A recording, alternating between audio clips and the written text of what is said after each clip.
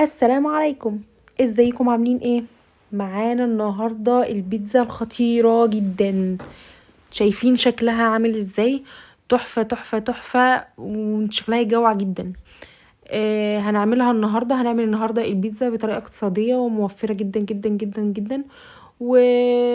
وحاجات بتبقى غالبا يعني موجوده عندنا في البيت. شوفوا شكلها وطريقة التقطيع، انا بقطعها سهلة جدا، طرية، العجينة طرية جدا، مش ناشفة من تحت. وطبعا ده بيرجع للتسوية. وشايفين سمكها عامل ازاي صغير.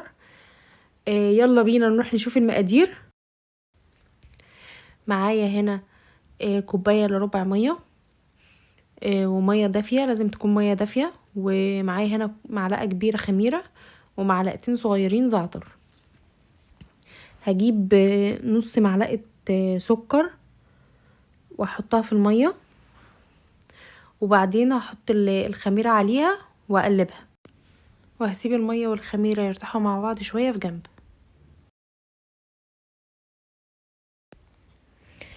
معايا هنا كوبايتين دقيق، والدقيق يكون اللي هو بتاع المخبوزات والمعجنات.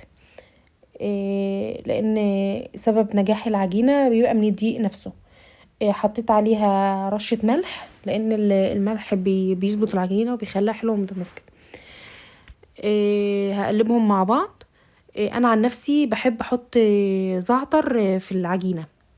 دي حاجة اختيارية، عايزة تحطي تمام، مش عايزة براحتك. انا هنا حطيت حوالي معلقة ونص زعتر، معلقة ونص صغيرة، وقلبتهم مع بعض كويس. وبعدين احط بقى السوائل في واحد. انا هنا جبت كوباية المية الدافية بالخميرة.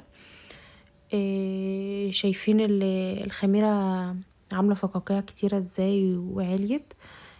معنى كده ان نوع الخميرة كويس. حطيتها على الدقيق وهقلبها دلوقتي، هعجنها بايدي. عندك عجان اعمليها بالعجان، ما عندكيش عجان اعجنيها بايدك. انا هنا حسيت ان العجينه محتاجه حبه ميه كمان. فجبت حبه ميه دافيين، يعني معلقتين كبار كده ميه. وعجنتها كويس. انا هنا اعرف ان العجينه ناجحه ازاي. لما اجي امسكها بايدي الاقيها بتلزق شويه في ايدي. في الايد اللي انا عجنت بيها بتلزق كتير لان طبعا فيها عجين، انما في الايد التانية اللي هي نضيفه اللي ما فيهاش عجين بتلزق حاجه بسيطه في ايدي خالص. وبعد كده جبت حبه زيت صغيرين ودهنتها على الوش من فوق. وبعد كده هغطيها واسيبها ترتاح شويه على حسب الجو وحاله الجو اللي احنا فيه يعني. في الصيف طبعا كلها 10 دقايق وتبقى جاهزه. تعالوا بقى هنا نشوف المكونات بتاعتنا اللي احنا هنحطها على البيتزا من فوق. معايا هنا طماطم مقطعاها شرايح، وفلفل اخضر مقطعاه برضو شرايح. وهنا الطماطم شرايح رفيعة مش تخينة. وهنا زيتون مخلي. ومعايا كمان جبنة موتزاريلا. كنت جايباها سايبة. ومعايا هنا جبنة شيدر. طبعا اختياري، عايزة تحطي جبنة شيدر تمام، مش عايزة تحطي جبنة شيدر خلاص. انا هنا جبت حبة دقيق وحطيتهم على الرخامة، وحطيت العجينة فوقيها. وبعد كده هحط دقيق على العجينة من فوق عشان لما اجي افردها ما تلزقش في قلب الشبه اللي انا بفرد بيها.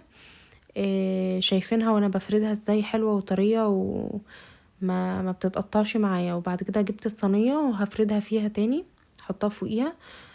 واظبط العجينة على قد الصينية. بعد كده هجيب شوكة وابدأ اخرم العجينة فيها طبعا علشان ما تنفش قوي معايا وتبقى عالية قوي. انا هنا جبت الصلصة، او مثلا عندكم صلصة جاهزة حطوها، عندك كاتشب ولا حاجة تمام حطي. انا ساعات بحط كاتشب وساعات بحط صلصة عادية. وهفردها كويس عليها. انا هنا جبت الطماطم. حطيت الطماطم وحطيت الفلفل الاخضر، بس طبعا ما حطيتهمش كلهم. وحطيت حبة زيتون. انا حطيت جزء من الطماطم وجزء من الفلفل وجزء من الزيتون، ما حطيتهمش كلهم. بعد كده هجيب الجبنة الشيدر واحط جبنة شيدر. برضو نص الجبنة الشيدر، مش هحطها كلها، هسيب حبة في الاخر، هتشوفوا هنعمل لها بيها ايه في الاخر. وبعد كده هحط جبنة موتزاريلا برضو مش كلها، هحط نصها. بس اهم حاجة الطبقة الاولانية اللي انا بعملها دي تكون المكونات فيها كتيرة. انما الطبقة التانية انا بعمل طبقتين عشان بحب الحشو يكون كتير يعني ومليان. وبعد كده هحط باقي الطماطم، والباقي الفلفل وباقي الزيتون.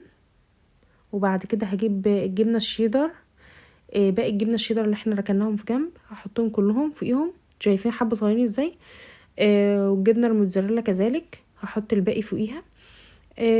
ورشة زعتر بقى من فوق كده، تبقى جامدة جدا. وبألف هنا، واحطها في الفرن على درجة حرارة 180. انا هنا بعد ما طلعتها من الفرن حطيتها في الرف اللي في النص على درجة حرارة 180.